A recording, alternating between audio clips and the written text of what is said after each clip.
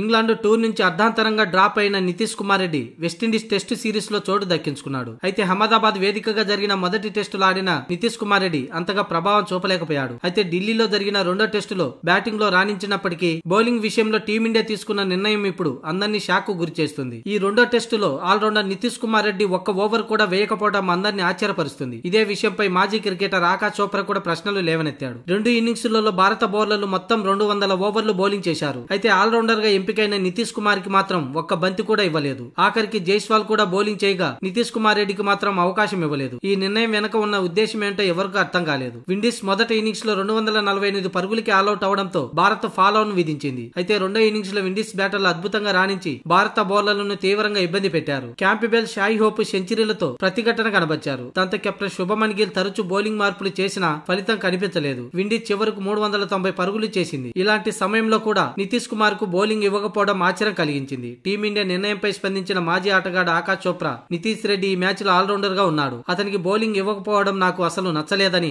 మొదటి టెస్టులో అతనికి బ్యాటింగ్ అవకాశం రాలేదు. ఇప్పుడు రెండో టెస్టులో బౌలింగ్ కూడా చేయనివ్వలేదు. ఒక దశలో భారత్ అందరు బౌలర్లను ప్రయత్నించిన వికెట్లు రాలేదు. అలాంటి స్థితిలో కూడా నితీష్ కు అవకాశం ఇవ్వకపోవడం సరైంది కాదని పేర్కొన్నాడు. ఇది కెప్టెన్ శుభమన్ గిల్ నిర్ణయమా లేక కోచ్ సూచన అన్నది స్పష్టంగా తెలియదు. కానీ ఆల్రౌండర్ గా జట్టులో ఉన్న ఆటగాన్ని పూర్తిగా పక్కన పెట్టడం టీం ప్లానింగ్ లో స్పష్టమైన లోపాన్ని చూపిస్తుందని ఆకాశ్ చోప్రా అన్నాడు.